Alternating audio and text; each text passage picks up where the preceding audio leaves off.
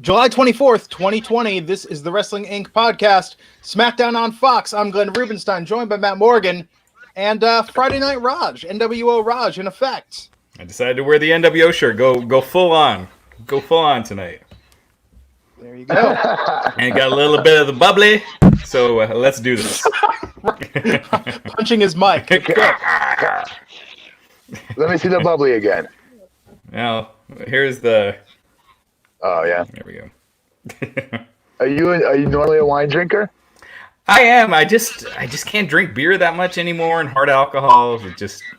I black out with hard alcohol, so I stick Black with wine. out?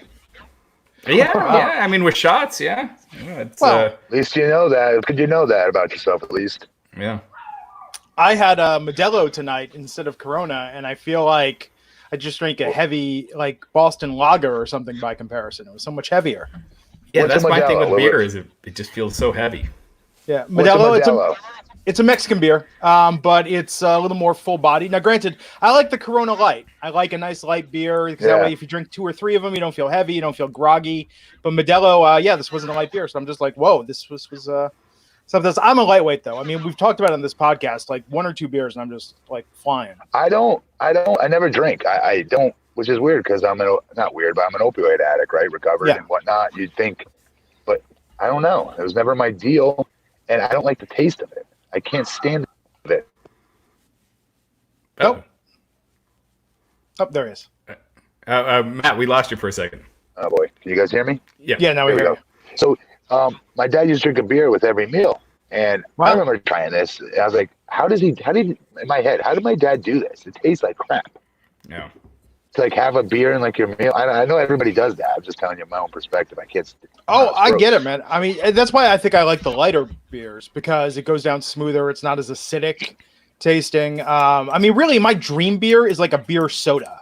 If you could just give me something with like a little bit of the edge, but a little of that smoothness, that'd be great. But you know what it is, Matt? And I've been through this too. It's like times when I've worked a more stressful job, or now when it gets really hot out, it's like, does it taste great? No, but I know that it's ice cold, and I know that after 1 or 2, I'm not going to care so much. Yeah. You know, it just takes that edge off. Yeah. I mean, I like IPAs, but the only thing, you can only drink like 2 or 3, and then what's you're just IPA? Full. It's India Pale Ale. It's like I think a more full body. It's not a light beer, but guys, do you know what's going to make you feel that way when you're getting off work and you want to relax? The gym. Yeah. In fact, I will argue the endorphins you will get from it will make you feel even better than the beer will. So when I've had a few glasses of wine, I feel like working out. Like I go in my I mean, I'm not doing anything dangerous, like any skull crushers or anything, but yeah. No, I'm with you, Matt. You know what it was for me? And here's my biggest problem that I've always had with working out. I don't know if you found this. I used to love upper body day. Everything else can go to hell. Leg day sucks. I agree. Leg day sucks. Have you ever seen Great Khali? Like Great Khali, like when he doesn't, like when he wears shorts? No. He's all upper body. His legs are like mine, like just super skinny. Me too. Yeah. I could literally just stand at the machines and do cable crossovers. I could do that for hours. I love that. Like, you do it with the mirror, you do it to see your muscles. You see your muscles going. I'll have to find some photos of me back when but no, it's great because you see all the muscles in your chest and arms just flexing, and it's just the most narcissistic thing, but it feels great. It is. Moving the weight. Like that, I could go to do all the goddamn time. Everything else, though. Whoa. So you can give me shit, but Ryback and I were talking this morning on the podcast about the Roman Reigns video of him working, his working out where he just looks jacked as hell. But right after you're done working out, you look jacked. An hour later, it goes away. Yes, it does. Yes, it does. When I used to bounce at nightclubs, I used to try to do arm day before. Yeah. And I always wonder why when I'd go to work, I'm like, damn, my arms are actually smaller than before I went into the gym. Right. It's because you want to look big before you guys go out. Every guy that's watching this, you want to look big when you go out to your club or going out wherever you're trying to go to impress, whoever you're trying to impress because you think you're big. P.S. That nobody really cares. But inside your head, you think they do. So listen, this is what you do. You carb up, especially if you're eating clean. Your last 2 meals, carb up like spaghetti. I mean, carb up, and you'll be fuller. You'll be bigger. Yeah. Yeah. That same evening. Just do some curls and some push-ups before you go out. And That's what I mean. When I used to bounce, I just try it. It would disappear like 15 minutes later. Yeah. Like you need some weights in your pockets, I guess, to just do them quickly before you get in the club. But yeah. But maybe it's the definition. Maybe it's the narcissism. Maybe when I start going to the gym again, I'm going to get a mirror in front of me and a mirror behind me. That way I can watch my back when I'm doing flies and rows and stuff like that. If I could just get a mirror on every muscle that I'm working out, maybe I'd be more into it because I would see the progress. Well, gyms have mirrors all the way around. You know what I mean? Yeah, So, hey, I've got a quick one. So, folks, in case you can't tell what our opinion on SmackDown was tonight. Well, Chris Lau, $5 super chat, wants to know, so speaking of working out, Matt, do you think fasted cardio in the morning burns more fat? So fasted cardio, I remember Bill Phillips talking about this. You don't eat before you do your cardio in the morning. Yes, it absolutely does burn more fat. And it rock starts your metabolism. It speed jumps it. Honestly, it's the equivalent of a fat burner. I'm dead serious. Huh. Well, I mean, it's no hydroxy cut, but that's not legal anymore. I do the intermittent fasting. I don't know if you guys do that, where you stop eating at like 8 o'clock and you don't need to get until noon. I'm gonna start that actually fairly soon here. It's been pretty good because I've been eating like shit, but my weight has been contained. So I just need, if I can get back to, it's been about a month and a half since I've been like working out consistently. It's like once a week right now. Gotcha. But with the intermittent fasting, when I do it with working out consistently, it's been good. Yeah. So, next we're going to cover methods for getting a good night's sleep.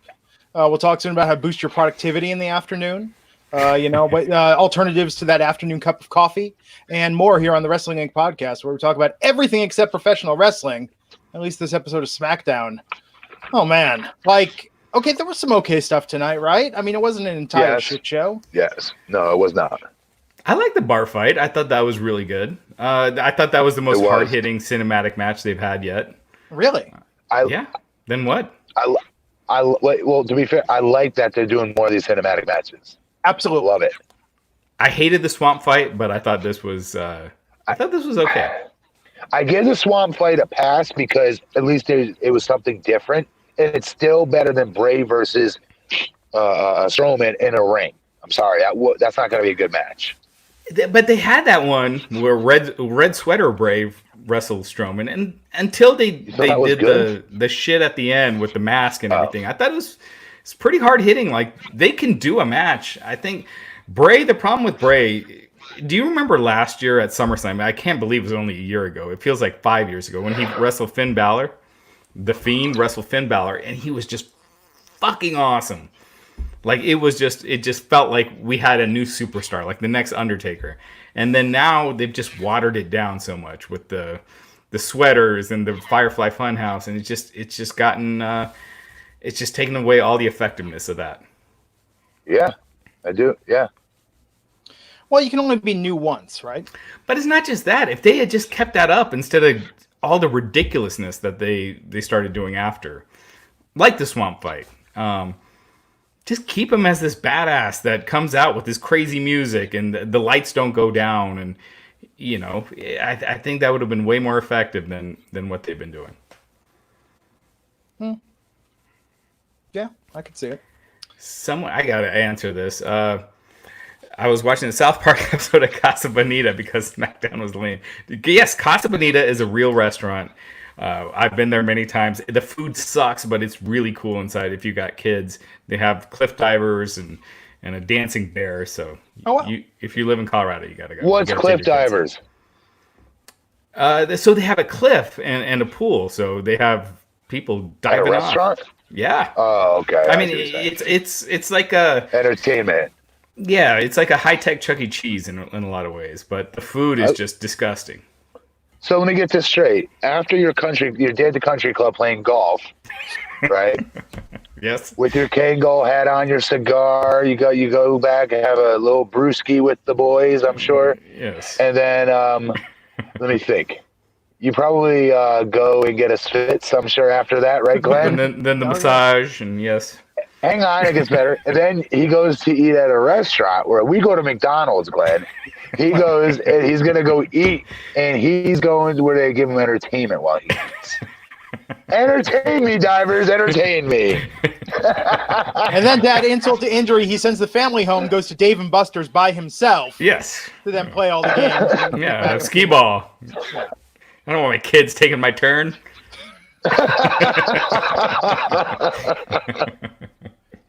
I got to tell you, the best life hack my family came up with about 10 years ago. You guys know this. You try and go out to eat on Mother's Day. Every place is packed, right? And if they don't take reservations, you're waiting forever. You want to go to Chevy's, you want to go to the Olive Garden. It's just some place where you can have a nice sit down. We started going to Chuck E. Cheese on Mother's Day. That place is empty. And we are a skee ball family. So we would take my mom to Chuck E. Cheese. We would get, a pitcher of beer. We get some breadsticks and pizza. And then we just hang out as a family, play skee ball. We had the place to ourselves. It was fantastic. That's no cool. way. Chuck E. Cheese, they changed the look inside. So I've taken my kids lately, and it's like bright. It doesn't have the same ambiance that it used to have. No way. Like, it had a stage when we were little. Yeah. The mechanical gimmick creatures, animals, whatever, were awesome. Yes. Now it feels like a McDonald's where there's a separate playhouse on the side. It's so bootleg by comparison. And they got rid of the arcade games. I mean, you remember you used to go there. Like first time I played Dragon's Lair, Chuck E. Cheese. First time I played Firefox. All the great new games were always at Chuck E. Cheese first. And actually, that's why it was started. Nolan Bushnell. Paperboy. Yeah, Paperboy's my jam. Nolan Bushnell, who founded Atari, founded Chuck E. Cheese because he was trying to change the reputation of arcades. They were seen as seedy and not a place you want kids to go. So we started a restaurant chain where the whole family could go and pump money. Remember, you buy the tokens, and then you can't get the cash back for the tokens. So you're giving them the money up front, putting the tokens in the game. It's a scam. They got it all dialed. Yeah.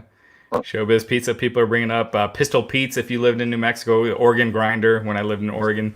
All those, they had kind of the same thing.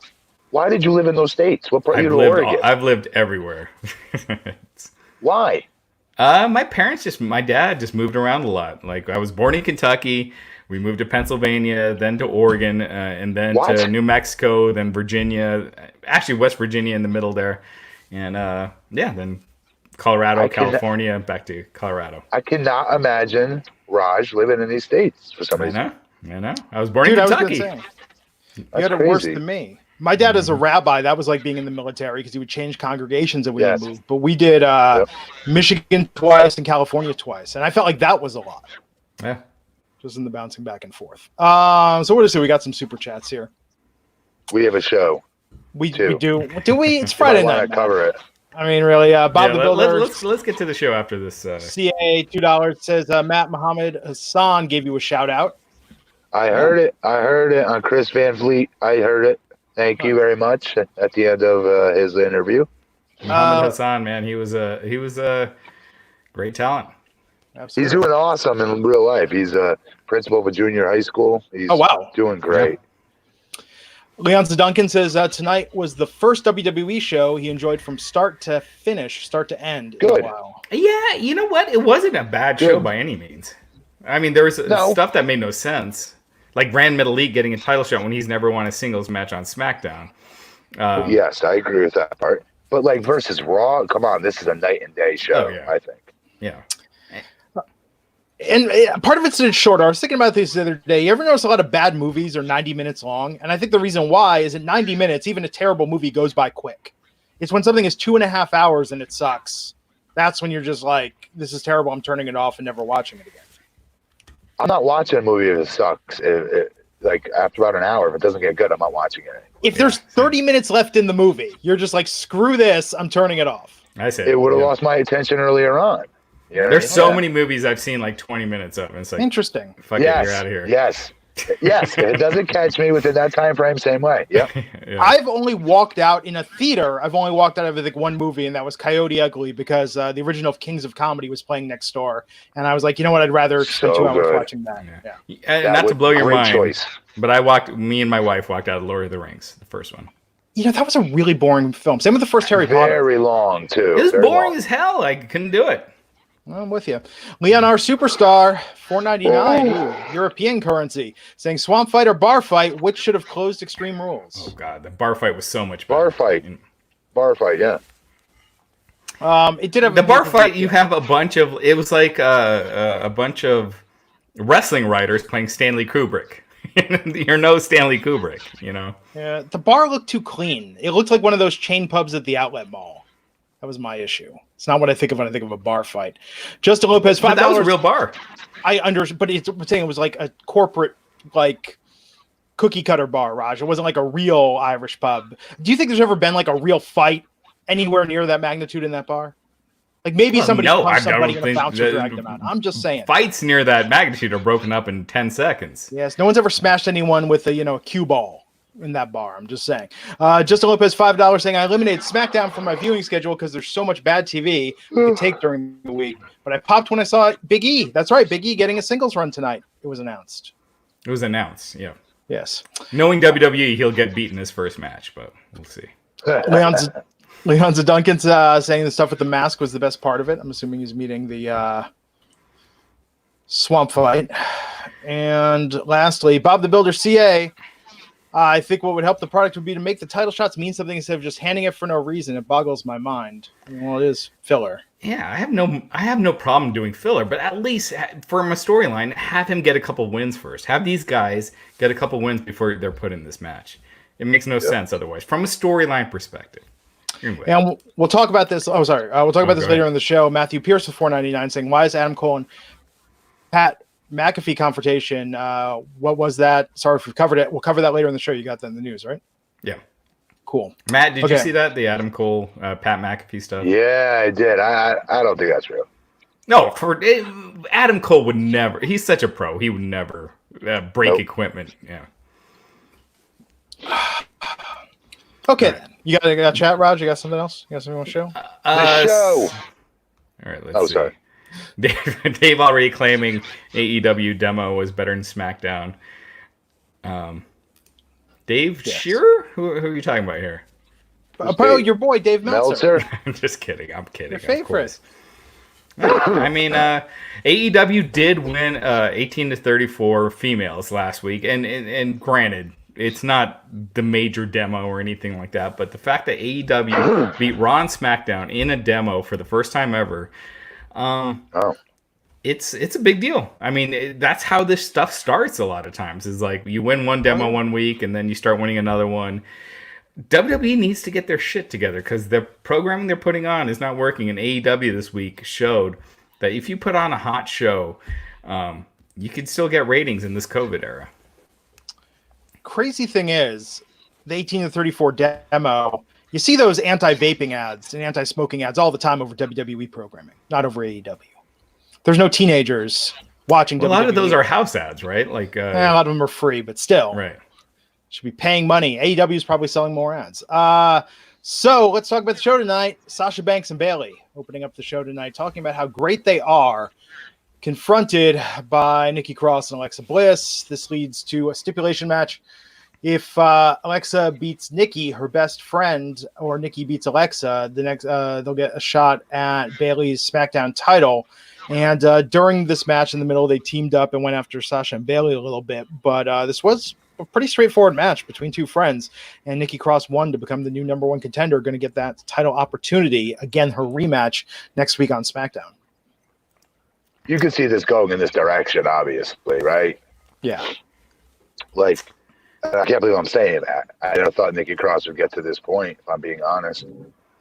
She's been a pleasant surprise. I agree. I still think Alexa Bliss is the star. She definitely is. She definitely is. No question. Yes, I agree. I hated this tag team from day one. I hated it month after month after month. I just don't like it because Alexa Bliss is a singles star. I agree. Big star. And the storyline was it should have been Alexa turns on Nikki. Like that's what you expected a year ago. And they never went with it. That can still happen. Why can't that still happen? I just feel like they've watered down Alexa so much that if it happens now, they've kind of missed the peak. You know what I mean? Because she's not as over or whatever. Yeah. Right. She wasn't that, because she was that deceiving heel now. Now when she does it, they've both been knocked down a lot, in my opinion. Especially Alexa. Nikki's where she is, but I don't know. All right. Yeah. Who do you think better chance of winning their title opportunity, Grand Metalik or Nikki Cross next week? Nikki Cross? No, I don't know. Nikki. That's a toss-up. That's a toss-up. Either would be a stupid decision. Yeah. Although I could see the Nikki thing. I mean, they're teasing tonight like Nikki and Alexa breaking up, but I could see swerving it. I mean, if Bayley and Sasha don't split next week, there's no way they're accelerating that for SummerSlam. Like, there wouldn't be enough time to build it. So Sasha and Bayley are on fire right now, by the way. Like they, absolutely. Bayley has been doing the best job as a heel over the past couple months because I thought she was miscast for a while, and I feel like she's kind of moved into it. Yeah. She's the best for me. She's one of my favorite things on SmackDown. Definitely top 3 for me. Her and Sasha both. Maybe top 2. Yeah. Yes. And no audience. No audience has benefited them so much because they don't have to worry about... Especially Bayley. Yes. Yeah. So they're great. They're all over WWE programming. I mean, that's the thing. So the question is, do they think there's ratings and keep them together or more ratings and giving them a singles feud? I don't know. I if they treated the women like the men, I think they would hold off on that split till WrestleMania and then have Sasha versus Bayley at WrestleMania. Because that's, in my opinion, right now, that's the biggest women's match you can have. You told me they were going to be at SummerSlam. I think that's what they're doing. But if it were me, I would hold off. Have them the champions of the respective brands. They're just running roughshod. And then, after the Royal Rumble, you start breaking them up and leading to WrestleMania. Because what women's match is bigger right now? None. I'm not. No. None. Yeah. So if that's your biggest women's match, save it for the biggest stage and do the build to that. In my opinion. Okay then. You think so? So again, you think Sasha and Bayley can make? You think they can actually make it to WrestleMania? I don't think they will. I don't think WWE has the patience for it. But I think they should. You think the fans? You think the girls could carry on what they're carrying on right now through what month are we in? We're heading to August. So it's 6 months. September, 6 October, months. November, December, January, February, 5 March. But 5 months is when the WrestleMania build starts. So 5 months. Yeah. I think they could easily do it. They've done it for like 3 years. That's another 5 months. I'm just going to say. If they do it right now, it's going to be the main event of SummerSlam. Sasha versus Bayley. I don't think they'll put them on in the main event. It should be. It should be. I agree. It should be. It's the biggest thing. It'd be the biggest thing in WWE right now. I think Drew versus Orton, that's going to be the last match at SummerSlam. Yeah. Antoine Fair giving $2 just to troll you, Matt. Just he's not even saying anything. He's just tossing money. Antoine, stop wasting your money on us. So after this first match, we had to look back on the Swamp Fight. We had Bray. So retiring Max Cape Fear Bray, it looks like, after that one-off appearance in the build to the fight with Braun at Extreme Rules. So Glenn, you liked the Swamp Fight, right? Matt, did you like it? Yeah. Oh my god. I didn't hate it. The horror movie stuff was cool. I mean, the stuff at the end, the stuff with Alexa, that was awesome. Like, it sucked. Alexa has had so little to do with his career to make it seem like it was some haunting part. It was a deep cut because he still yearns for her. He still. Oh my god! It was like a kid who had to. They said make a Stanley Kubrick movie. That's what it felt like. Who is Stanley Kubrick? You keep saying him. I don't know who he is. He's Shining, one of the greatest movies. Full Metal Jacket, 2001. The Shining. Clockwork Orange. Wow, I did not know that. Eyes Wide Shut was his last movie before he passed away. Those are all really monster movies. I did not know that. But have you seen 2001? No. Okay, so if you watch it, it's that kind of style where it's a lot of stuff that doesn't make sense, but it's so brilliantly done that you leave it and you're just like, what did I see? That was amazing. Is it a new movie? No. No, 2001. They call it 2001? It was called 2001. Yeah. A Space It was like Odyssey. 1970, I think. Yeah. But no, kind of like The Shining. The Shining had all those random shots, like the dude in the dog costume, like all this random imagery. That's what killed the Psycho remake when Gus Van Sant put in, like when you saw Norman's warped mind. It was so lame. I mean, the Psycho remake was lame for other reasons, but The Shining is the greatest horror movie in my opinion of all time. Really? Wow. Yeah. Really? Of all time. Yeah. Okay. I don't know. What would you guys say? If you had to pick Jaws. one. Jaws. Jaws is not a horror Jaws? movie. That's a thriller. Well, but It's got. I don't know. I'm sure I'm gonna leave things out. I feel like on the spot, but the scariest thing to me when I was a little kid was definitely Freddy Krueger. Any of those Nightmare on Elm Street. Original Nightmare on Elm Streets. Although my favorite Nightmare on Elm Street movie is Part 3, Dream Warriors, just because I like what they did. Because you could fight back. Yes, it was very comic book. It gave me confidence as a little boy. Swear to God, it did. I used to be terrified. I would look under my bed and stuff, thinking if I put my feet on the ground, Freddy's claws were going to come out. And I was terrified of him. I think Shining, Scream, Nightmare on Elm Street, Halloween. Scream was awesome. Okay, so yes, for like comedy and stuff, I wasn't scared by it. You were scared by it? Well, I wouldn't say scared by it, but it's a horror movie. But the scariest thing in the whole Scream series was the start of Scream 2 when Jada Pinkett was getting murdered on stage and people thought it was part of the act. I don't agree with that. I think the first with Drew Barrymore, because you didn't see it coming. If you saw that in the theater, you thought Drew Barrymore was one of the stars. You thought she's getting away. Yeah. And then,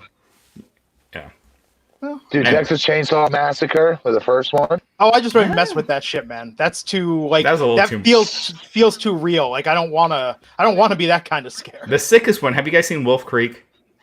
No, but I know of it. Don't ever see it because it is sick. Yeah, it's like I don't need for me, and that's what I like about Jaws is that Jaws. Saws, they were scary. Yeah. The twist ending to the first Saw is one of the best twists in cinema. I mean, it was brilliant, just absolutely brilliant. Antoine Fair, $5 saying Freddy versus Jason, very underrated. I agree. That is aged remarkably well. I need to see it again. Yep. Yeah, it's actually better now, I think, than when it first came out. Jason won, right? They kind of left it open. I mean, it was left to your imagination who won, Raj. You know, like Jason technically won the fight, but Freddy was still there at the end. He did the wink at the camera. I don't know. Yeah. Bob the Builder, $2 says, are there any larger than life stars on the roster? I think Sasha Banks by far right now. I think she could get there. She's not yet, but if they pushed her right. There's no larger than life stars in WWE. Yes, there is. Braun Strowman is larger than life. I think they've watered him down tremendously. He walks into an airport. For me, what larger life is, when you walk through an airport, everybody comes flocking up to you to take photos. Yeah. There is that, but there's also like people are watching you. Like people are changing channel to watch it. Like how Goldberg was back in the day, or Stone Cold's obvious. WWE doesn't have that. Sasha, nobody does that. But Braun, they were doing it for a while when he was flipping ambulances and just being this killer. Yeah. I mean, they had that for a bit, and then they just watered Strowman down. He could be that guy. He could have been that guy. Not people clicking through the channels and stopping. The feed I could see, but no, not people clicking through the channels. Strowman for that year when they were really pushing him when he had that feud with Roman, those were the highest rated quarters. Yeah. They were, but I'm saying people clicking through the channels and stopping. Yeah, we think they do. I don't even think they do that with. Yeah, but what's also me flip channels? I mean, I can go to my guide and see everything that's on. You know, I can watch stuff on demand. It's very rare that I. That's a good point.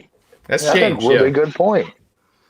But to that token, Matt, I feel like they've had that a lot. I think like Ricochet could have been that guy if they didn't squander it. Rhea Ripley, if I was flipping channels, how she was in her build would have drawn me. And Bianca Belair, many of them. Yeah, I will argue this. They have so many more than they've ever had. Maybe even this is their fault, not the talents. Mm-hmm. Bob the Builder also saying NWO Raj greater than Blue Chew Glenn, greater than Big Mac Matt. There you go. Oh, Matt, you're at the bottom. The bottom of the pecking order. Oh no!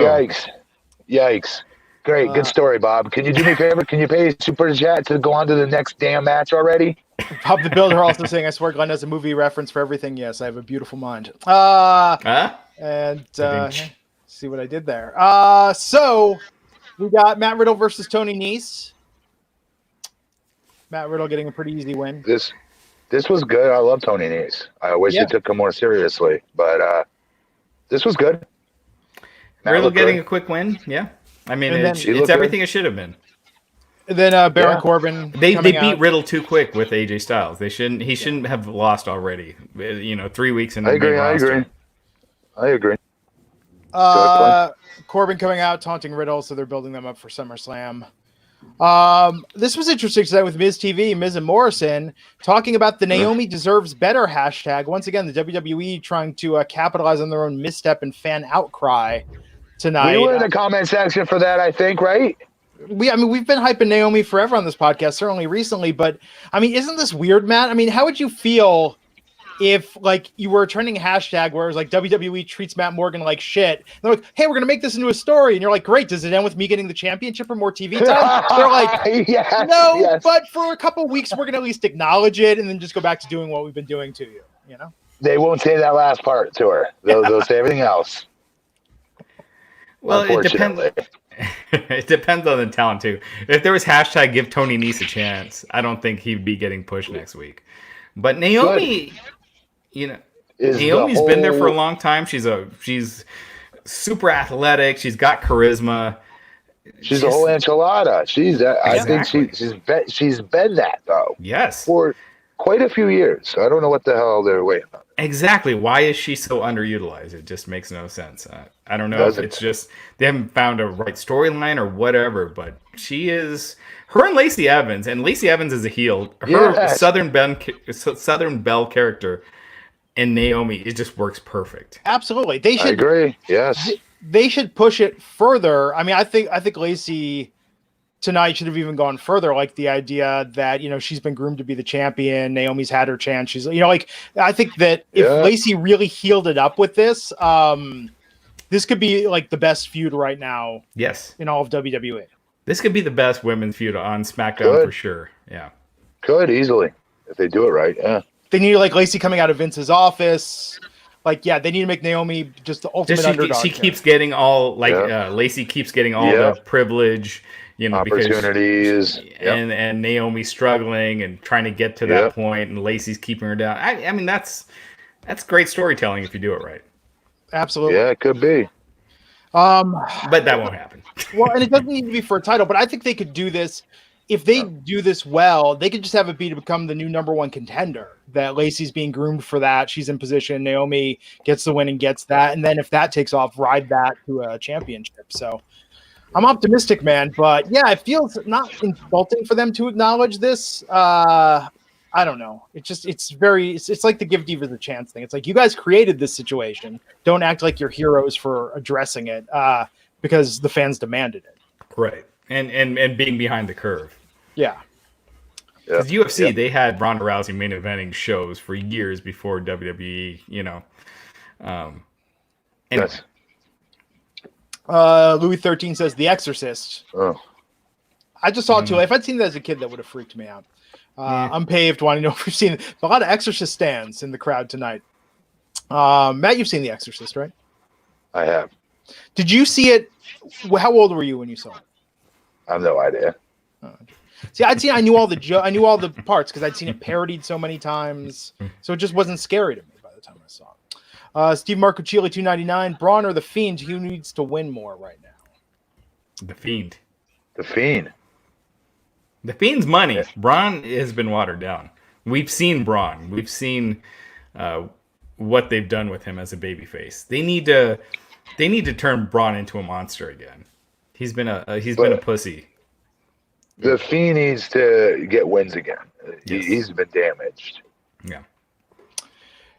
Matt Wayman, we'll talk about this in the news. Sky Italia dropped their contract with WWE. He's going to start running AEW in Italy. Mm-hmm. Wait, what? What? Yeah. Wow. WWE, they've been losing all their UK contracts with Sky. They're getting no viewers right now in the UK. Wow. That's a pretty big deal, actually. Yeah. Hey, we got someone else who, Zach Eisendraft. My girlfriend can't believe you walked out of Lord of the Rings. Glenn, your favorite Harry Potter movie? I was so bored during the first one. I haven't watched a single other one. And in fact, my wife was curious about watching them. So I downloaded them all for her. She for many weeks this year while I was doing the podcast, she would watch the Harry Potter movies. Okay, here we go. Antoine Fair saying with the $5 super chat, I'm sorry, but the whole Naomi feels like they're about to taking advantage of the BLM and Karen thing. Yeah. Lacey gave off a Karen feeling to me. I don't know. So I didn't know what a Karen was until like 3 weeks ago. If you don't know what a Karen is, maybe you are the Karen. I'm so Karen, behind on my urban slang. Glenn's a Karen. You know you are, Glenn. I am so not a Karen.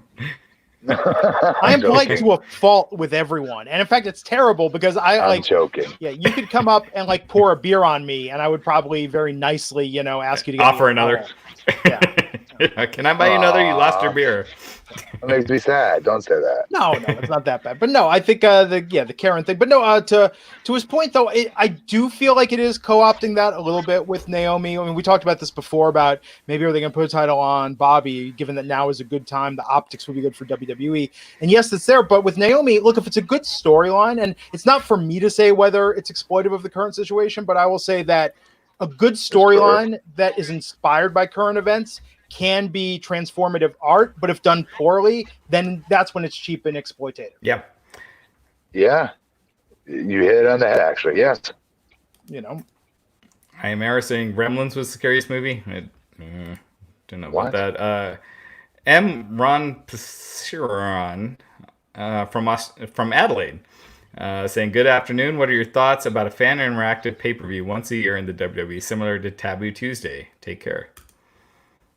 I used to hate Taboo Tuesday because it was a shoot. Right.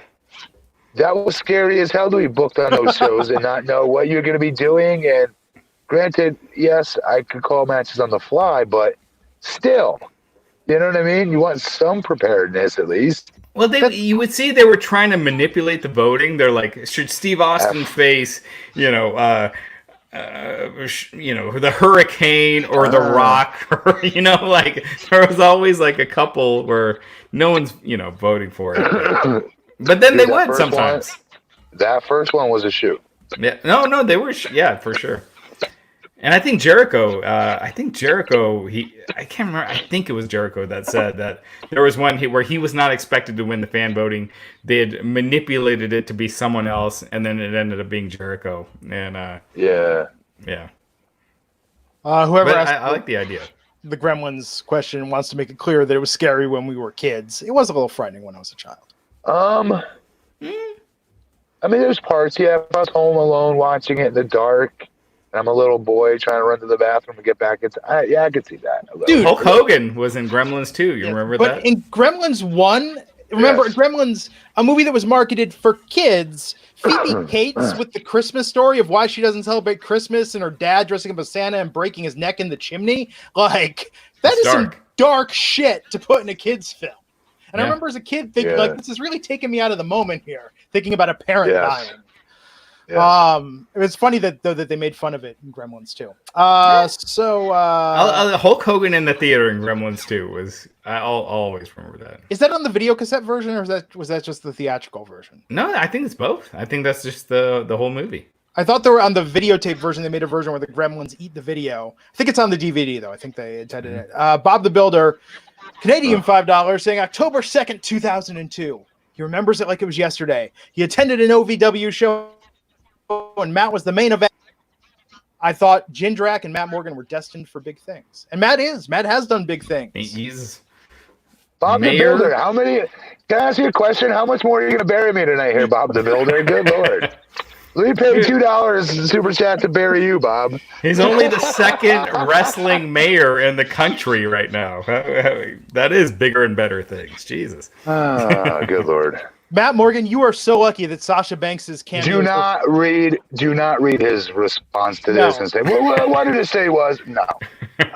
You are so lucky. Please, match, I'm begging you. Sasha Banks's cameos are $400. Or someone would have said, hey, could you do a cameo shout out for my little buddy Matty? He's got a big election coming up. He thinks he's the blueprint too. Matty Morgan. Matty Morgan. Next match, I'm begging you. Okay. I think there's two more. We saw Cesaro and Shinsuke, how they defeated the New Day to become the new tag team champions. Then we got Kofi and Big E backstage, and I like the Kofi saying that with him injured and Xavier being out, now maybe it's Big E's time. So Kofi being injured, that wasn't known. No, it wasn't. But more importantly, it's been at Big E's time. It's been it for like the last 3 years. How many times have we talked about this? Zillion. Yeah. I hope they do him right. I do. I just, where do you put him though? Because he should beat AJ at SummerSlam for the IC title. He's to me a heavyweight champion. I mean, dead serious. What can't he do? I would have liked to seen him turn on Kofi, being that big badass heel. Yes. I think him staying a babyface, it was like Kofi. Kofi never fully separated from the New Day. So while he was champion, he felt like a tag team wrestler with the title. Listen to me. Big E could be an amazing heel. Amazing. Because he's the most, yes, not everyone loves Kofi. I would say Big E's the most beloved of the three. Yes. Seriously. Because he's bigger, he's muscle bound, and he's doing all these silly dances and funny things that he does out there that a big guy like him shouldn't physically be able to do, but he can because he's super coordinated. Yeah. All his hijinks, right? Yes. And tomfoolery and shenanigans. he's really charismatic on top of it. So to flip him opposite and make him heel, dude. Dude, and if he went the Batista route, like I thought you were my friend, and just kills Kofi and kills Xavier. Oh my God, that guy is a fucking superstar. So do it. Big time. Please do it. Please. Like, keep him as a babyface for now. Kofi accidentally costs him whatever title, and then Big E destroys him, and then just becomes this vicious monster. I think Big E is just money. So, Raj, your favorite booking of the night, the Fatal 4-Way #1 Contenders match for the IC title. Oh, my God. Jordy G versus Drew Gulak versus Lindsay Dorado versus Grand Metalik, with Grand Metalik becoming the new #1 contender. Okay, but no offense. All those people you just said, I don't care about. That's my problem with it. There wasn't one person in this match that I cared about. These guys collectively have had like 5 singles wins in the last year, and they're in a contenders match. Storyline wise, how does that make any sense? And people can be like, "Oh, AEW, this guy got a title shot." I think it's stupid when they do it there too. I mean, an open challenge, that's a different thing. I had no problem with Kevin Owens accepting John Cena's open challenge or Sami Zayn. But if Diamante is getting a championship match, which I don't think she is, I think that was a miscue on the social media's part on AEW. But if she is, that's stupid as well. Having 4 guys that have never won matches or never win in a title match or a title contender match, it's just freaking stupid. Have some storytelling. It's when they've been on, they get crushed. They are jobbers. Yes, it's not like it's Kofi and like guys that are a little established where you could buy it. Right. Yep. Yes. So on a kinder note, Leon, our superstar, 1999 European, saying, "Guys, can you please wish my son Leon a happy 12th birthday? It woke him up specifically to open his presents and hear you guys. He calls Matt the big, tall, baddie badass. Should change your name legally to that, Matt. And he would rather watch old TNA than SmackDown." I'll take care of this. No, I'm just kidding. On the count of 3, you guys. On the count of 3, let's sing happy birthday to him, okay? Okay, you got his name. Make sure you guys are paying attention. It's his son Leon. Ready? 1, 2, 3. Happy birthday to you. Happy birthday to you. You're killing it, Glenn. Happy birthday, dear Leon. Happy birthday to... Oh, good Lord. Leon, that had to have been the worst happy birthday single I've ever heard. How hard is it to... Never mind. It's the lag. We made it seem hard. It's the delay. But Leon, 12th birthday. This is a big deal.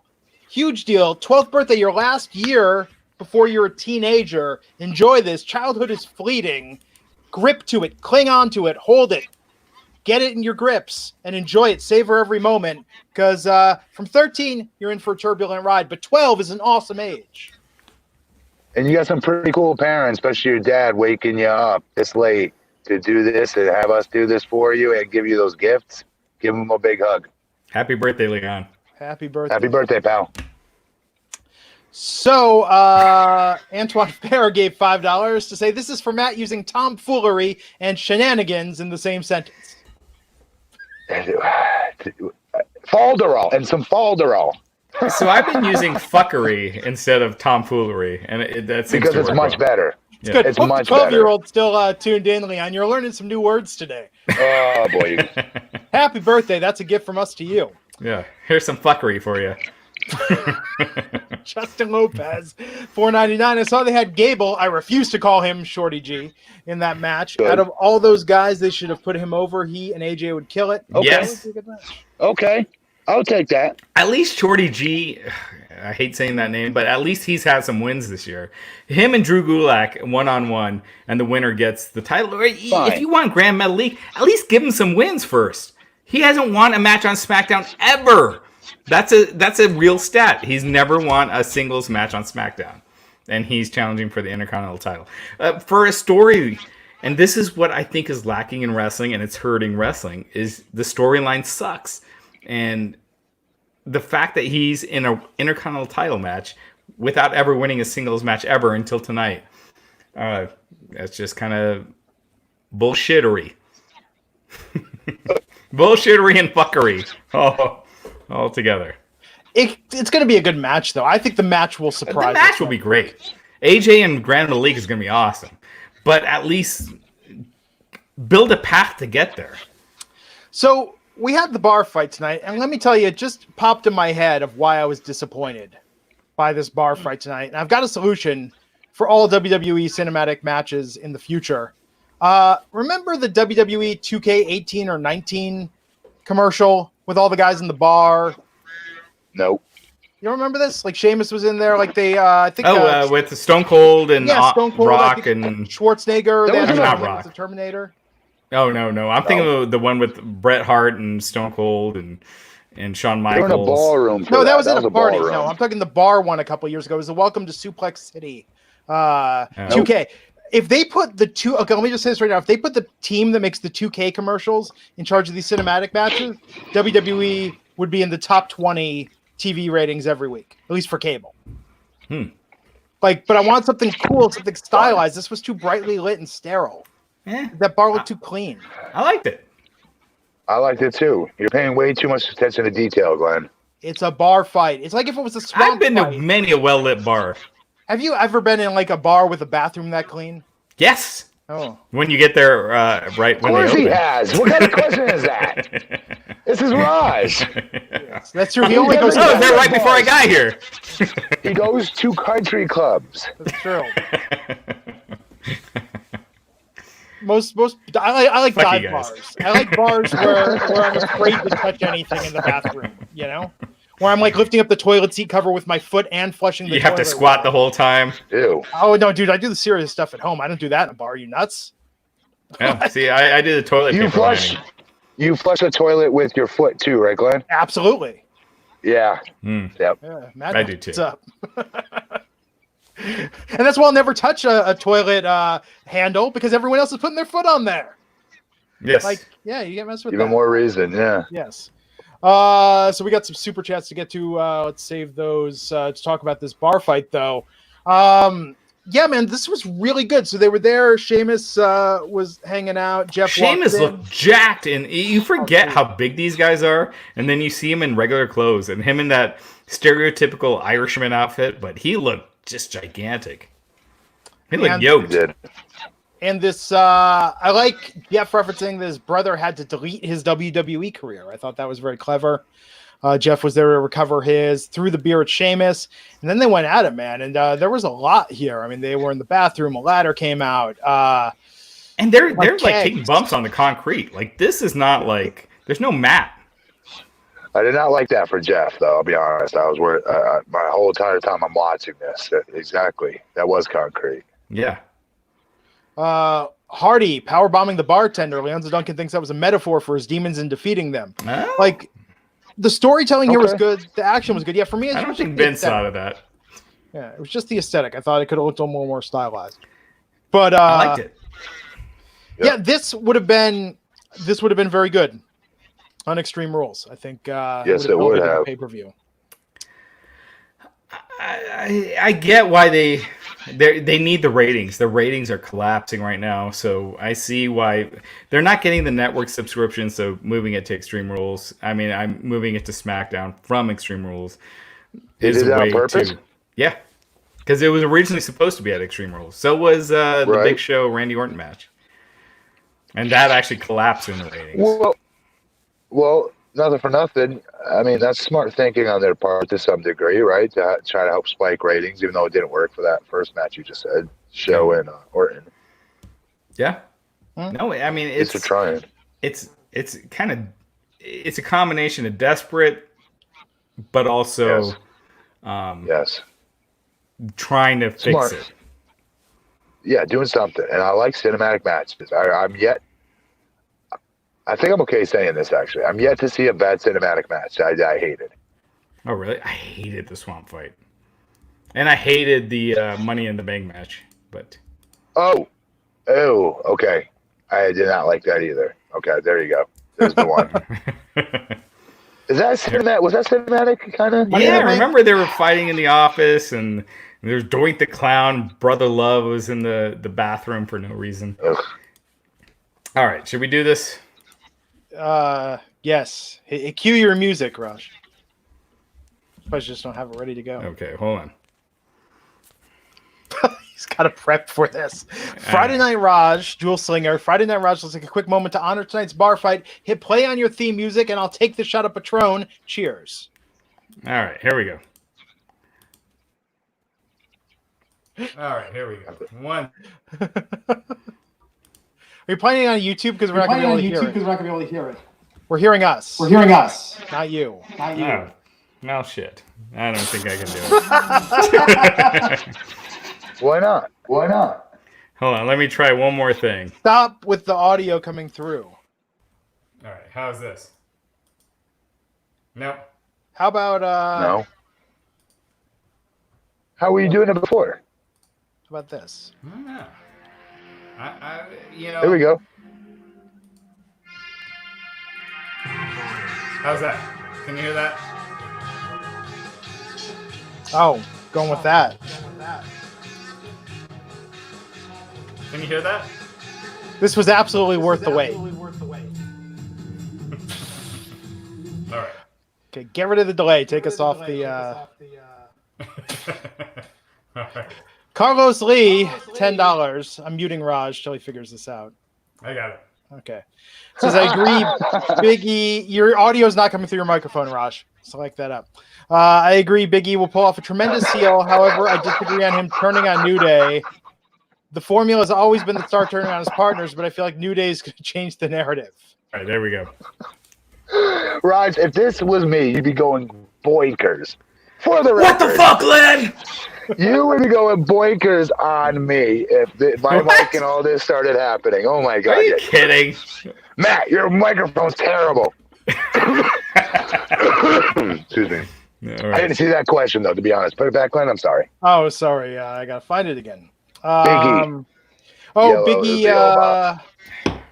Big E pull off a tremendous heel. I disagree with him turning on the New Day. The formula has always been the star turning on his partners, but I feel like the New Day is going to change the narrative. Why would they turn on him, though? That makes no sense. No, God, no. Those would be two heels I do not want to see. No. Big E is a monster heel. Oh my God! You could automatic main event WrestleMania. Even I would say if they did that right. I think Big E as a heel with Xavier Woods with him, like Xavier Woods turning heel too, like kind of as his Paul Heyman almost. He doesn't need a mouthpiece though. He's good. Yeah, but I could see Xavier turning, kind of getting lost in the shuffle if Big E turns heel, as a babyface. What's he gonna do? Right. That's a good point. Him being like a heel spokesperson for Big E, I could see. I hope so because I love Xavier Woods. He's such a good. Besides being a great wrestler, obviously, he's such a good guy in real life. Such a good guy. Yeah, love him. I don't want to see him getting lost in the shuffle. It was like when Alberto Del Rio split apart from Ricardo, and it's like, what are you going to do with Ricardo? There's nothing for him. You want to see, and he was such a good part of that act. Hey, you didn't like Lucha, Ricardo? Remember? I forget. He dressed up like in Lucha outfit once. I could have sworn. In Lucha Underground, or I want to say somewhere I saw. Ricardo was in a porn movie once. Did you ever see that? He was like in a classroom. I'm good. I don't think he did anything, but he was in the classroom. Moving on. Yes. So, I've lost where I am. Antoine Ferris saying we buried the lead. Raj out there doing number twos in dirty bar bathrooms. But in all seriousness, like I will go home from what I am doing. I will drive home or to the nearest Starbucks because I've had better than average luck with their bathrooms. But in all seriousness, read something that Matt Hardy is not happy in AEW. Is that true? Well, not fully not happy. I saw it was his character plays better to an audience, which he's correct on. His whole, and that's why they're doing his multiple personality stuff. Correct? Yeah, Raj. I can't see him being unhappy because of the situation that we're in, but his gimmick sucks in this environment. It does. But that's why he. Sorry, go ahead. No, go ahead. He said that I could have sworn he said, that's why he's doing the multiple Matt Hardy personas, because his original character he went there to do, it has to have an audience. He's right, it does. Mm-hmm. Yeah, I think only one of his characters works in this environment. That's his normal, his normal self, in my opinion. So he's going to be Matthew Hardy, he said, as of last. I swear to God, he said Matthew Hardy. Matthew Lillard Hardy. So Peter Bahi says he's recovering from COVID along with his wife. Oh my God, thank you, Peter. Really? Peter? Yeah, thank you for keeping me entertained for the past hour during this crazy time. Peter, I hope you get well soon, man. I mentioned this the other night, but I've had multiple family members that were dealing with this over the last 2 weeks, and they're out of the woods now. But man, it's this thing's no joke, and I think for my older relatives, they're very lucky to have made it through this. Yep. Family members had it here too. Up from Connecticut though. Yeah. One, it beat the what out of her, and then the other one didn't even notice she had it. So yeah. Who knows? Just God bless, Pete. Thank God you got you got through it. Oh, absolutely, man. Because me and Peter, we were just emailing a few days ago, and he didn't know. So this is pretty new. So thinking of you, Pete, man. Best of luck to you. Pete. And, absolutely. Yes. And man, Amitabh, who I mentioned, the Indian actor, he's still in the hospital. It's been a week and a half. So shit's no joke. So back to Peter. Peter just got it. He said. He said he's. I think recovering. He must have just found out. What, go on? He says recovering. So. I mean, I'm assuming. But I'll say this. I think I mentioned this before. Seriously, now you can find them again. If you don't own one, order a pulse oximeter. It's that little thing that clips on your finger. They're like $20. I'm telling you, my relatives that had it, I got them for them, and they were checking with their healthcare provider every day, multiple times. They were saying, "What's your blood oxygen at? What's your blood oxygen at?" And if you know that, and you're able to give a health professional that, they're going to be able to tell you so much more rather than just, "Are you running a fever or you feel short of breath?" Like that's the number you need to know. Here's the thing. When I had pneumonia in the hospital, that was my number one number that they were looking at all times, right? And I was going to say, with this, though, once they get to a certain number, obviously then they have to go into the hospital. Yeah. Right? Yeah, does that work if you're asymptomatic? Yeah, well, if you can't breathe, I mean, the main reason, I don't mean to give medical advice, but the main reason people seem to get hospitalized with COVID is that they're having trouble breathing. And they don't know, and so I've got relatives, especially older relatives, that what I mean, you guys have had your parents get sick, and when they say, "Oh, I just need to rest, I just need to sleep it off," but if your blood oxygen is in the low 90s or falls below 90, like you need oxygen, you need to go see a medical professional. And you couldn't get these for the longest time, but that was the number that the doctors cared about the most. So I think everybody should have one of these in their home just in case they come down with it, because that's the number that you need to know. It's critical. Yeah. Ross McLean, $4.99, says, thoughts on how Otis and Mandy will play out. I'd like to see her turn heel by stealing the Money in the Bank briefcase and cashing in on the women's title. We did have a little vignette tonight recapping their romance. and saying the love story continues next Friday on SmackDown. Yeah. It's jump the shark. I don't know what the right. Yeah, I don't care. Jump about the shark. I guess is it. jumping the shark. But This thing has been riding a shark the entire time. Like it's on its back, grabbing the dorsal. Jackson Catlin's $4.99 saying he met a 6'3", or no, he's 6'3". He met a guy at Walmart the other day who was 6'11", buff, crazy. Not used to seeing big monsters like that outside of wrestling. I mean, that was a part of it when Vince McMahon saw you in person, Matt. That was your goal, right? You were like, if Vince McMahon sees me in person, I'm in. Yep. You know? And he was. Yeah. Something about it, man. That's a freak of nature.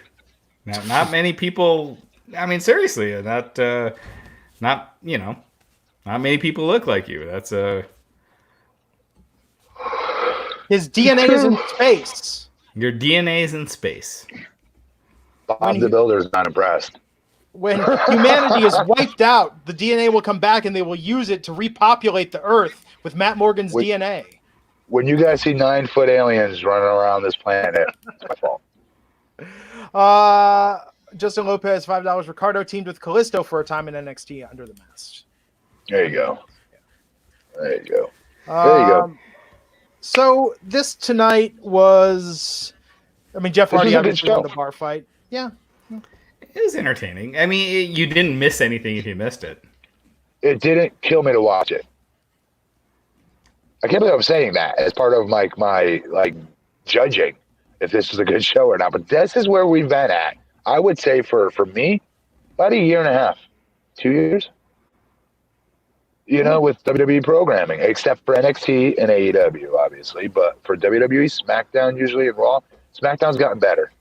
A lot better. Happier. I'd like it since they've gone to Fox. I've dug it. I'll be honest. Well, I think they finally have a network. I mean, do you think USA gives WWE notes? I think Fox is more likely to flex given what they're paying for it. Which is USA good. is happy with what they have. Yeah. USA WWE is by far. I do wonder, like at some point, if NBC they started the Peacock network, if they will ever drop USA Network. If all they have is WWE, then what's the point of keeping it? No, they'll keep it. Why? I mean, come on, the bar's low, but come on, Chris Lee knows best is in his 10th season on USA. Like they'll put anything on the air, and that doesn't do good ratings. When they move, if that is a hit, wouldn't they move that to Peacock and get people to subscribe? No, dude. Have you seen Peacock? I've had it for a couple months. It's terrible. It's the It just started like a few weeks ago, right? They had early access for Comcast subscribers. Like it's supposed to be the NBC streaming service. Like, dude, it's gonna fail unless they get like real programming on it. No, they've got the new Saved by the Bell, the new Punky Brewster. They're moved over AP Bio. Like, is anyone talking about that? Well, it hasn't launched yet. It has. I have Peacock. No. The new shows. Like I think Brave New World is the only one that's rolled out so far. But they're putting money into original programming. They don't even have The Office yet. I think that there is the danger of cable networks getting dropped with streaming coming along. No, dude, G4 is coming back. Did you see today? G4, which wasn't profitable. Cable has gotten so bad, the G4 that became the Esquire channel, now they're saying maybe we should bring G4 back. Those numbers were better than what anything's doing now, Cable's dying. It's a weird time. So I think that's about it, guys. That covers everything. Well, there's some news. Hold on. First off, Angel Garza got married this past week. Not on the air. Not on the air. They did the engagement on the air. AEW crushed NXT this past week. Like it was. What was it? So what was it? AEW did 845,000 viewers, up 7% from last week. NXT did 615,000, minus 3%. So AEW in total viewers. Hang on, 615. So, for NXT, 615? Yeah. Wow. That's an ass kicking. It was an ass kicking. 37% in the 18 to 49 demo. It was even bigger. It was almost 100%. AEW did a 0.32. NXT did a 0.17. So almost doubling NXT in that demo. And there was a demo this past week where AEW actually beat Raw and SmackDown. It was females 18 to 34. granted, that's not a big cited demo, but the fact that they want a demo this week, usually that signals tides changing. You know what I mean? Like, dude, I'm telling you, it's what's his name? It's Jungle Boy, dude. Girls love Jungle Boy. They love Jungle Boy.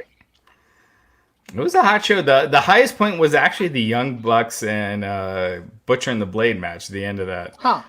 Yeah. But yeah, Jericho and Orange Cassidy once again wasn't. But The highest rated.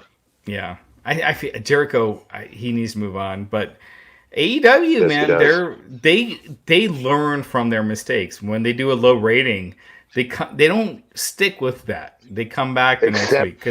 Except Jericho, Orange Cassidy. Right. Yes. Exactly. Except Orange. Yeah. Everything else. Because 4 weeks ago they did their low, and then since now they're at their high. This was their best number in the COVID era.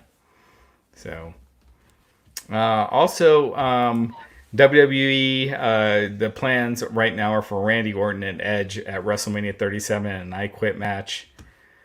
It was supposed to be. They were supposed to do something at SummerSlam. Edge got injured, but that is the current plan. So what does that mean? They have to build to it now the whole way from here to then? Well, Edge won't be back until for probably another 4 or 5 months. But yeah. See, sometimes I don't like that. I don't like when they give us the match this far in advance, because now it takes me out of the moment. If Randy has they're not going to have him wrestle for the title. Like, he's not going to become champion and then go against that, right? At Mania. Yeah. I don't know. We shall see. So Matt, can we see? Also, oh, sorry, go ahead. I hear all the little Rajas in the back. I know they are running The around. mini Rajas. They are running around. Also this week, Seth Rollins said this is the golden age of wrestling, which I called huge bullshit on, but there are some people who apparently believe that. Huh. Like who? Who believes that? There are people like, oh, there's great wrestling matches. There's all these great wrestling matches right now. It's great matches. That's not... Okay. I'll agree with that. The athleticism, the ring work, everything. Yes. What is athleticism, though? Are the Young Bucks a better athlete than Goldberg? Goldberg was in the NFL. Yes. Goldberg was in the NFL. Okay. No. Athleticism to me is you can run faster, jump higher, you're quicker, you know what I mean? You're stronger. But Goldberg, when he did a spear, was way bigger. Like, that move looked like it killed you, as opposed to the Young Bucks doing a flip on somebody. That doesn't mean it's athletic. Okay. It is because of that speed and that twitch, and it's a tackle, Raj. Any one of us can do a tackle. I promise you. But how many people look like it would kill you? Yeah, but Marco Stunt is not going to tackle you, and it's going to look like it's going to kill you. That's not athletic, is my point. Is all I'm saying. I'm not saying they're better. Good Lord, I'm not saying that. So listen, the match is more athletic. They're somewhat more exciting, I guess you could say. Absolutely. Today. But here's where it's nothing by comparison, by a long shot. The stories told in the ring, the larger-than-life characters, the promos. Those are the three things. There we go. Three things that drew fans in back in the day to have the Attitude Era, to have rock and wrestling Hulk Hogan's era, and whatnot, right? We don't have that today. True. So this is not a golden age of wrestling. It may be a golden age as far as talents, being ridiculously talented and much better in the ring today. Yes, I'll agree with that. And good Lord, especially the women. All right, I would say it's a golden era of women's wrestling for sure. Yeah, I agree with that. It's a golden age of a lot of people making a little money. Back in the day, you had WCW and WWE and ECW, and those guys were making a lot more than what these guys were making. But but that put WCW out of business. Well, that wasn't what put WCW out of business. It was the shitty booking that they had in '99. They just self-destructed. They were way profitable in '97 and '98. I'm watching New Blood right now on YouTube. I'm going through all those nitros week by week. Yeah. Oh yeah. It keeps popping up on my YouTube feed. Do you remember how hot those crowds were in Nitro? Like, it was insane when the NWO would come out, and there was that level of unpredictability, and there was just this there was that buzz in the air that you don't feel it.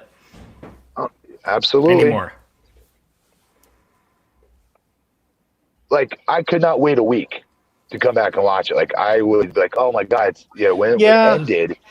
when it would end, I'd be like, oh, my life's over. Like I swear to God, it was that bad. Like I was and as soon as the show started, and there's a limo coming, you're like, I need to watch this whole show.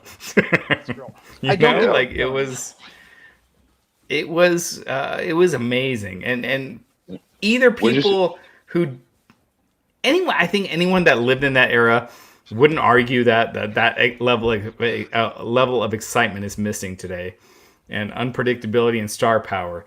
The ones that didn't, definitely star power. Yeah, so definitely star power. Definitely star power. Unpredictability as well. There was always surprises, always, and it felt more real. Every like, show. And I think AEW is doing the best job right now. But seeing all these guys joking around on being the elite, it takes away from that aura. I'm a mark for being the elite. I agree, it does, but I'm not. How do I say this? Today's wrestling, and even mine, when I was wrestling, we lost out on what I will argue the Attitude Era had a huge advantage of, which was realistic names, characters, storylines. They were putting out adult storylines at the time. It was all brand new, right? They just let the cat out of the bag that this is a work now nationally, right? This is sports entertainment. So what do? They started using real names, again, adult storylines. They made it look and feel like it was real. So they had that advantage of letting the cat out of the bag and then going in this direction with it. Now, what are you supposed to do? Where do you go? Do you go so much into the work and think everyone's just going to suspend their disbelief? What do you try to do the shooting style? That's played out too. So at both of them, the overly work style, all right, and trying to make people suspend their disbelief, right? Like Hornswoggle running through a wall, for instance, okay? That's played out, okay? So is the shoot style. So what do you do? Superpowers. Well, like Brody Lee, if he's is he the leader of a cult or not? If he's the leader of a cult, he should be in comedy segments on being the elite. Get him the fuck out of there. You got to see that guy I was telling you about in the Dark Order. Did you guys go back and watch him yet? He's hilarious. Well, yes. Everyone's telling us the good news. Actually, kind of backhanded good news. Abaddon was booked for Dark next week. Like she should be in AEW. She is the most dynamic female talent they have right now in terms of pure character.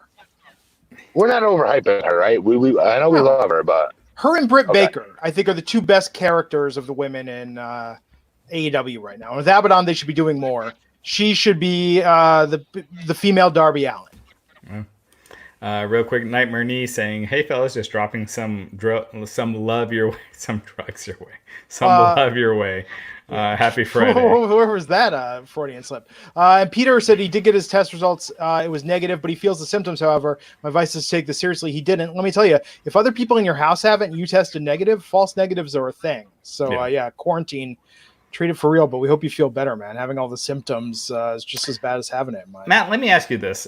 This was a conversation that came up with Seth Rollins. What would you consider the golden age of wrestling?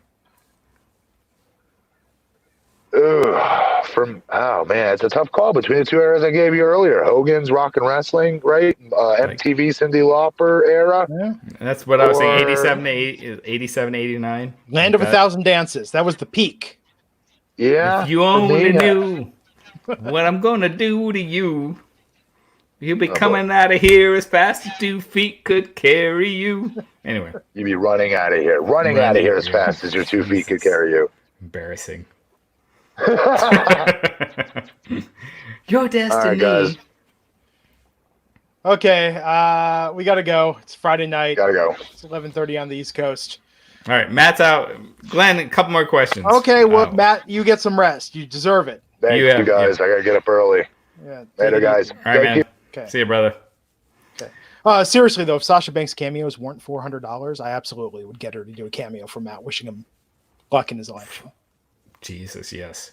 Like, part of me is kind of like, should we all go in on this and say, make it seem like he's a kid who's up for a school election? And congratulations to Maddie Morgan. Good luck.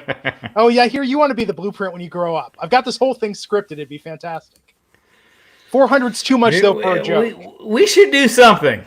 I mean, we'll reimburse it if you get a cameo going. $400.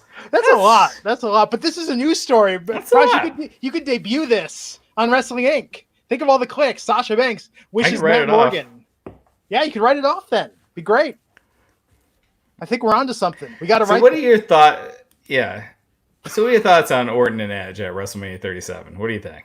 I feel like the intensity in the build was great. I think the match had a lot of good spots in it, but it was just so damn long. It didn't leave me thinking, I can't wait to see that again. You know? Yeah. Really long. I feel like it's run its course.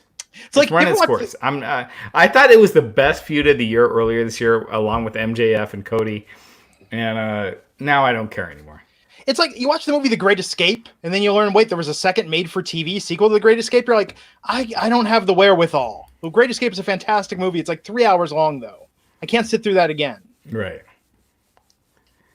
Yeah, exactly. So, your thoughts on Dynamite beating NXT this week?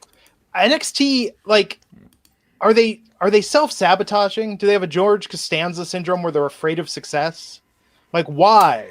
Why is it so bad? So I tweet before both shows, both weeks. I'm like, what is this? Why are you doing such a weak show? I don't get it.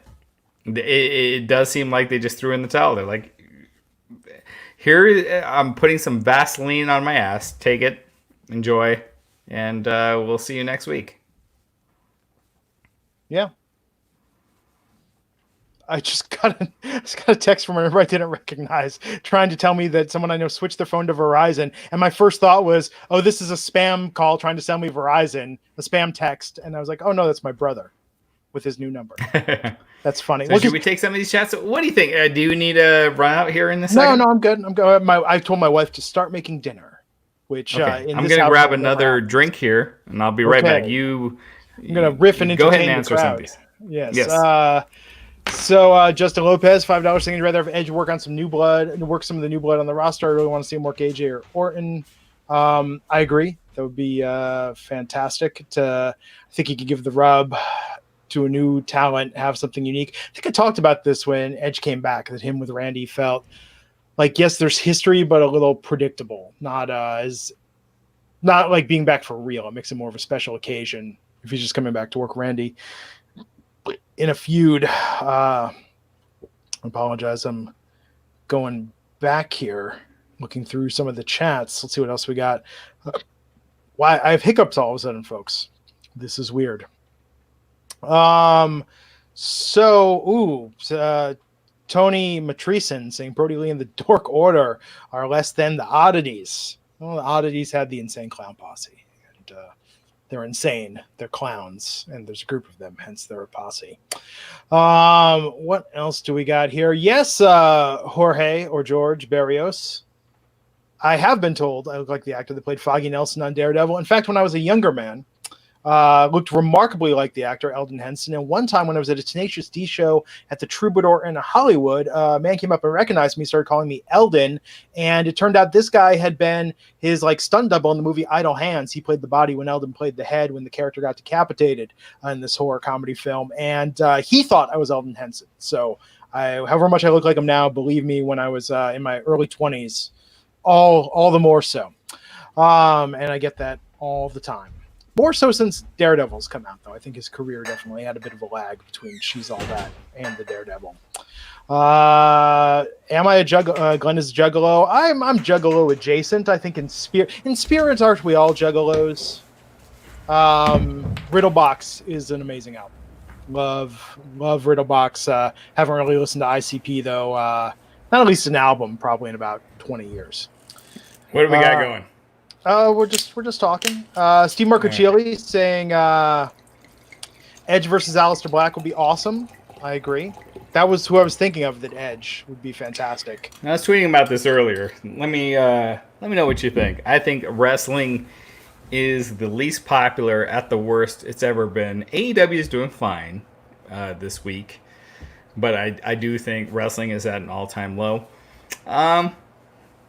And I'd like to see the arguments against that, because I think anyone that has watched wrestling for over 20 years knows that what I'm saying is true. Yes. So, Raj, I can stay for 5 more minutes if you can publish the podcast tonight. All right. Cool. 5 minutes. 5 minutes. Well, I mean, guys, when's the last time you told your wife 5 minutes and it was really 5 minutes? But you understand. You understand the idea. I'm the king of that. So what are you drinking, Raj? I got some more wine. Oh, there you go. I'm a wino. Man. Buddy Barlow, AEW shows end up being good and easy to digest. 2 hours of wrestling. They have a big venue, pyro, crowd noise, and they're just fun to watch. I agree. I do find it the easiest show to watch, but I do think that you're missing that bigness. And they have had those storylines where you feel like you're watching a big match with Dustin and Cody last year, MJF and Cody, basically Cody matches. Cody's been very smart about the way he's been booking. I think one of his storylines. I think Cody is funny. If the idea in AEW is these guys are essentially booking themselves, I think Cody has the best mind for it when it comes to himself of all the guys. I think everyone else is a little off. Everyone's pointed out also repeatedly that it's the 35th anniversary of Back to the Future. Oh! I'll have to find it somewhere, as a 9-year-old boy, Raj. Remember those singing booths at theme parks? There's a pretty ripping version of me doing Power of Love by Huey Lewis and the News when I was 9 years old. I think I've watched Back to the Future easily over 100 times. I just watched it a couple months ago. I watch it all the time. It's one of those movies when it's on cable. Oh, yeah. It's you don't turn away from it. That and Karate Kid. Yeah. I am Bish. Pick a porn star who can create a crazy stable in WWE. Maybe three solid guys. WWE. A stable with 3 guys in WWE. I got one. Go ahead. Okay. You first. See, I think Buddy Murphy, Aleister Black, because they look kind of alike. I think they could probably get a third one. It would be kind of cool. I think Aleister Black should be a leader. Like a dark heel stick. Yes, he should be the anti-Messiah, like the Antichrist. The Ministry of Darkness. Cool. Yeah, that would be cool. And I'd buy it from him. I'd believe it. Yeah. I think him, a couple of minions, and then someone like a big guy with him, like Babatunde. Oh, yeah.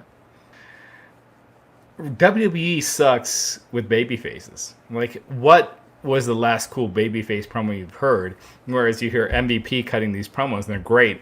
You hear Ricochet and Cedric Alexander, they're retort, and it sucks. Yeah.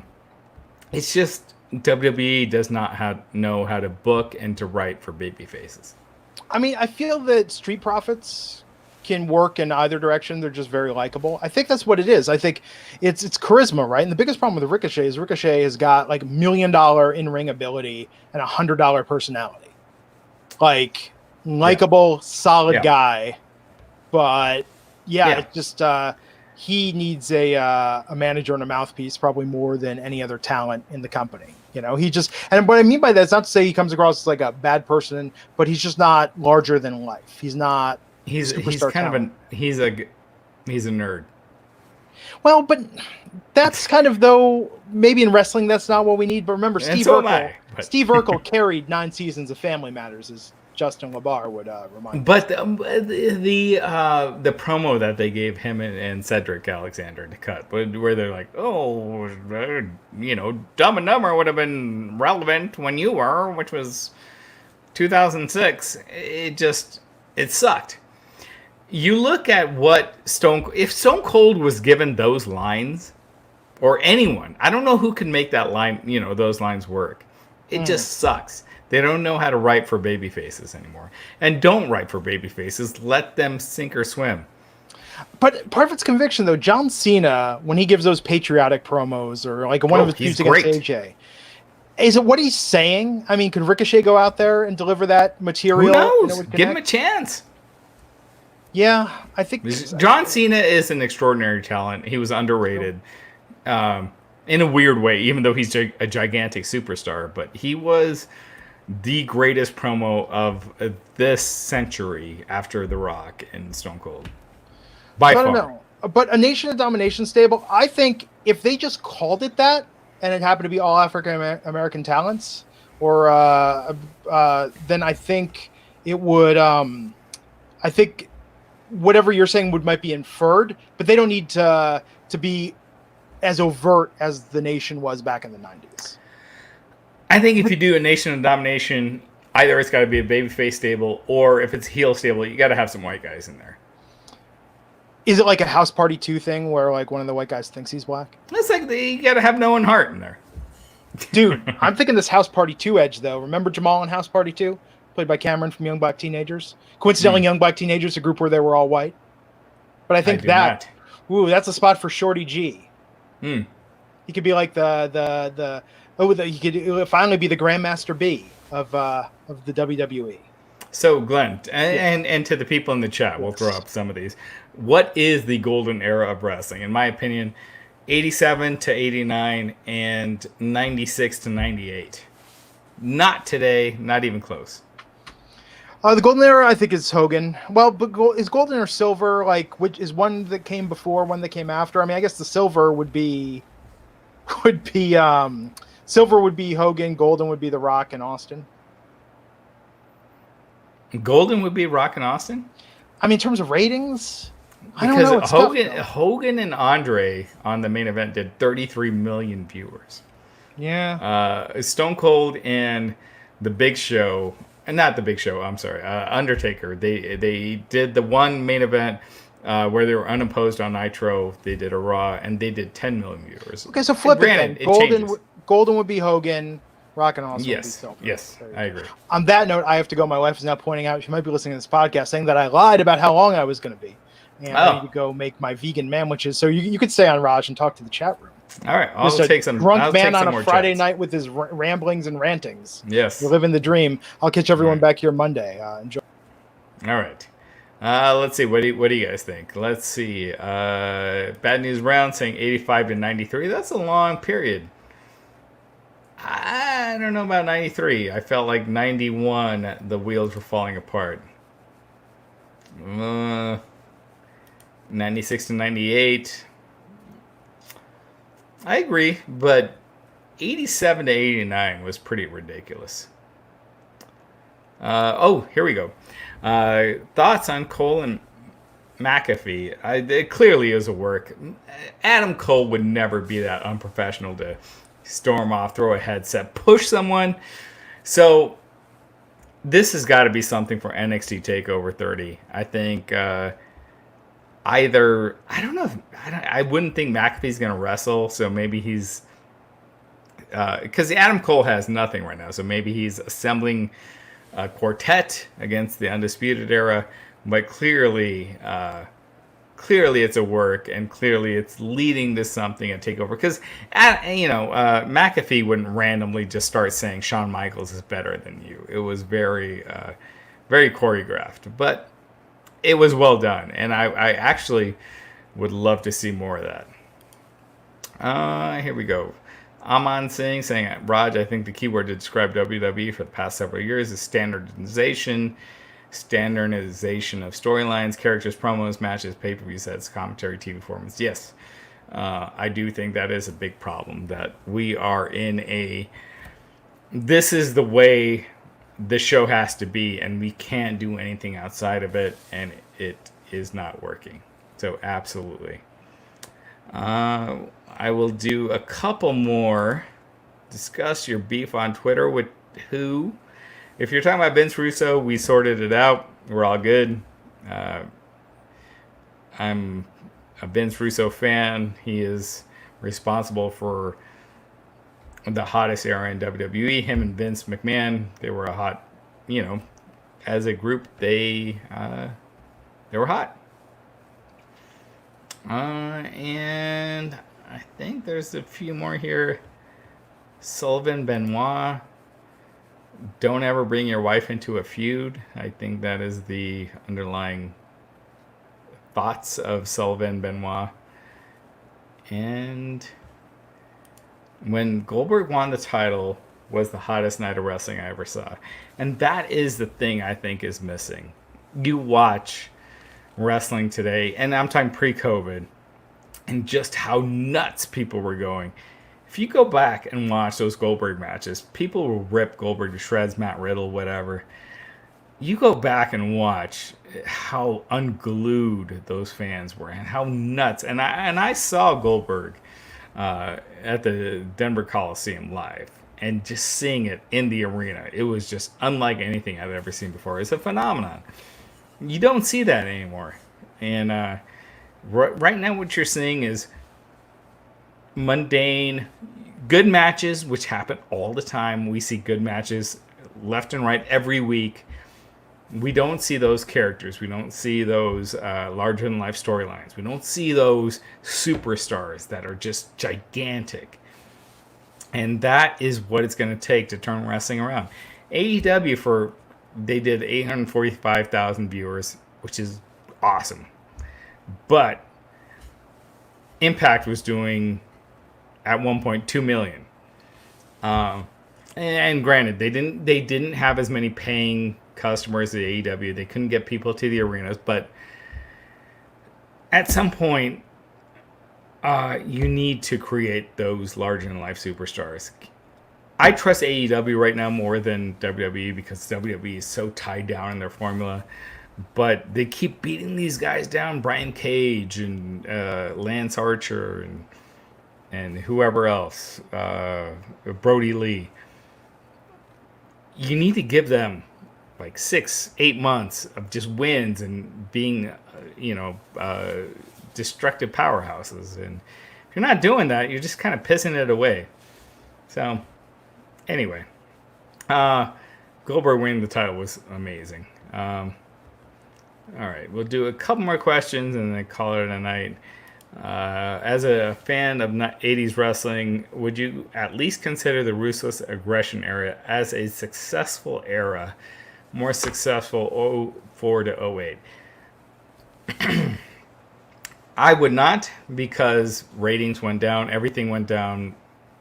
I don't think any real superstars were created during that time. Batista, maybe. As far as a Rock and Austin type of superstar, Goldberg, none were created, so no. This is true. Goldberg was probably the hottest thing in the world at that time. He was. I mean, you have to go back and watch it because just talking about it doesn't know justice. Cena.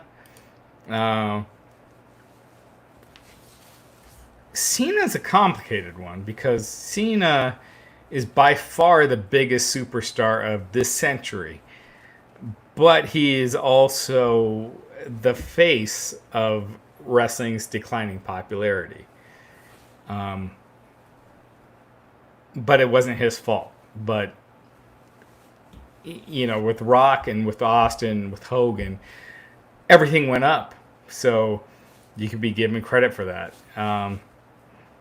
Cena, everything was going down while he was on top, but he also, if he wasn't there, it probably would have went down faster. So it's an interesting one. But thank you guys. Thank you as always. I appreciate it. We love you guys. And one more question. The problem with wrestling is that most kids don't care or watch anymore. Let me ask you guys this. What, and feel free to tweet this, tweet your replies. What in wrestling are you tweeting your friends like you have to see this? Like back in the day, you had Steve Austin with the beer, with the beer, the Zamboni, and that was awesome. And people would see that watched other sports, and they would just be like, holy shit, that's cool as shit. What today is close to that? I don't see much. I don't see anything, actually. So, anyway. Thank you, guys. Appreciate it. Love you guys. And we will see you back on Monday night. Take care. Bye.